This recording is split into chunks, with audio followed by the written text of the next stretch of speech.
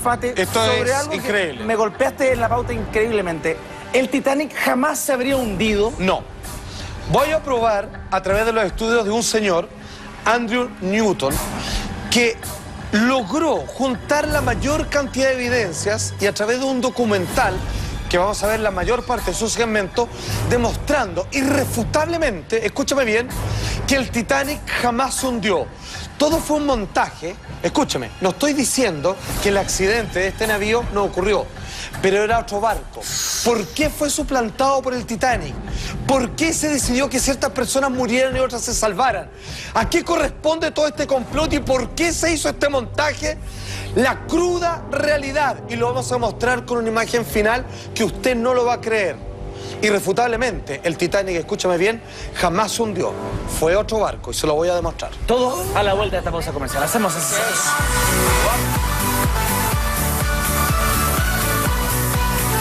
Maestro, explíqueme por favor, ¿qué significa esto de que el Titanic jamás se habría hundido? Jamás. ¿Qué pasó? No es que no se hundió un barco, no es que no murieron personas. Lo que pasa es que ese transatlántico era otro.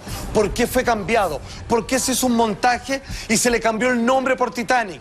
Porque parto diciéndoles que habían dos barcos iguales. Tenemos pruebas, tenemos los videos. Y eso es verdad. Absolutamente irrefutable. Andrew Newton, que es el hombre que más sabe de esta materia, terminó germinando un documental del cual vamos a ver los segmentos más importantes y que creo, a mi humilde parecer, que irrefutablemente aquí hubo una conspiración dentro de los cuales está detrás J.P. Morgan, una vez más. El hombre que le robó los inventos a Nikola Tesla, Maldito. un desgraciado inventor poco menos del sistema bancario. Atención. ¿Cuál era ese otro barco? Pues bien, habían dos, eran gemelos. Salvo pequeñas diferencias, el número de claraboyas, de chimenea, estaba el Titanic y estaba el que realmente se hundió, el Olympic. Vamos viendo. Examinando cuidadosamente las fotografías de la época, se pueden ver las pequeñas diferencias de diseño entre los dos transatlánticos. En la parte delantera de cubierta C, el Olympic tenía 16 claraboyas. El Titanic contaba con 14. Misteriosamente, el Titanic adquirió 2 claraboyas entre su lanzamiento y su primer viaje. Esto apunta a la posibilidad de que los dos barcos fueran intercambiados. Para el momento de su lanzamiento, las ventanas de la cubierta D estaban claramente espaciadas. Sin embargo, en su primer viaje estaban distintivamente disparejas. Y mientras el Olympic pasó por inspecciones en Belfast y Liverpool, el Titanic no. Acabamos de ver que habían dos barcos transatlánticos de lujo, tremendamente parecidos, salvo algunas pequeñas diferencias, que ya identificamos al Titanic con una cierta cantidad de claraboya, cierta cantidad de chimenea, que son diferentes a las del Olympic y que finalmente son las características del Olympic, las que va a tener el Titanic, que finalmente se hundió, porque como vamos a seguir probando, no fue el Titanic el barco que chocó con el iceberg. Y que hay muy poco tiempo en la posibilidad de hacer un cambio al Titanic, por ejemplo, para igualarlo con el Olympic. Exacto. Por lo tanto, claramente no es el barco, es otro. Exactamente, y le chantaron una chimenea falsa que obviamente no funcionaba y que ya llamaba la atención porque no echaba humo de ningún tipo y el número de claraboyas no le podía hacer otro agujero más a la coraza al barco. Y la historia hacen el cambio entre el Titanic y el Olympic para mandar al Olympic a Southampton, desde donde zarpó. De alguna manera, y incluso muchas personas renunciaron, pero vamos a llegar a esos puntos. Y la historia de Leonardo DiCaprio, de tercera clase, primera, todo eso es mentira. O sea, la verdad, todas esas personas sí se subieron al barco, pero no al que ellos pensaban. No, sé que eso es mentira, po. Pero me refiero a que todo ese imaginario que se creó a partir del Titanic. Película basada Se supone que está basado en una de las historias, digamos, románticas. Claro, pero aquí el cuento de entender si es el Titanic el que se hundió o no.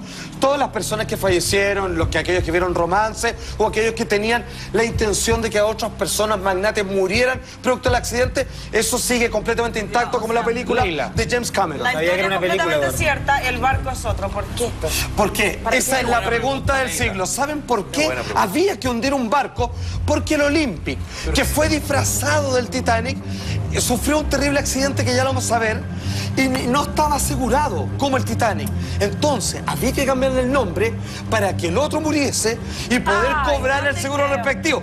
Ya hay más datos al respecto. Atención. Exactamente, solo por eso. Aquí lo explicamos, mira.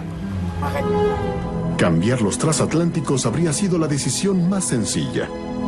No había miembros de la prensa investigando ni grupos televisivos buscando historias. Incluso la fotografía estaba aún en sus principios en la época, y generalmente las personas creían que lo que se les decía era la verdad. Las vajillas, manteles y sábanas eran material de estrella blanca e intercambiable entre un barco y otro. Los letreros y menúes estaban específicamente decorados según el barco, pero pudieron cambiarse fácilmente. Solo el nombre en proa y popa, los nombres en los botes salvavidas y 48 cinturones de seguridad deberían ser intercambiados. Esto pudo haberse hecho con un grupo pequeño de trabajadores y en solo un fin de semana. Y hubiera sido poco probable que la gente se diera cuenta del cambio al regresar al trabajo el lunes. Lo hicieron en forma flash y obviamente vamos a ver cómo varios trabajadores renunciaron, cómo gente de la tripulación a la altura del capitán decidieron no trabajar porque sabían lo que tenían entre manos e incluso decidieron quedar cesantes con todos los problemas económicos de la época. Ahora, finalmente la pregunta, que un poco lo que preguntaba Leila, es ¿por qué necesitan disfrazar al Olympic del Titanic para hundirlo?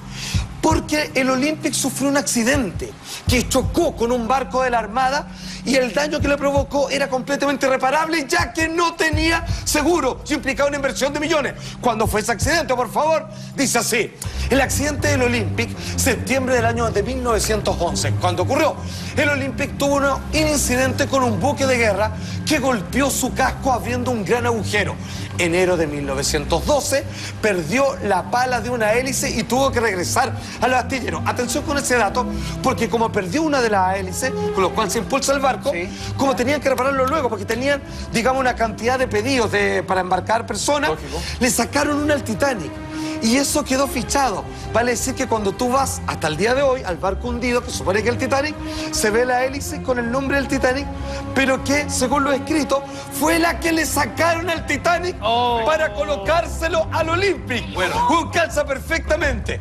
Bueno, ahí está obviamente de parte de la recreación, que es donde chocó obviamente con el buque de guerra y que por eso mandar a arreglar este barco, que más encima no había seguro comprometido que pudiesen cobrar, significó que luego que lo tiraron de nuevo al mar a navegar, comenzó a presentar problemas infinitos. Venía con problemas. Habían que arreglarlo a cada rato, imagínate lo que le dejó. Es por eso que al no haber seguros, decidieron hacer este tremendo complot y cambiar y disfrazar el Olympic, barco dañado que vemos ahí, por el Titanic. ¿Decidieron también dejar que toda esta gente se muera en el fondo, dejar que el barco se hunda? Atención con eso, no, la idea era que no hubiera muerto, pero el problema es que vamos a ver más adelante, le falló un plan, porque aquí vamos a ver, ¿por qué había justo un barco cerca para rescatarlo?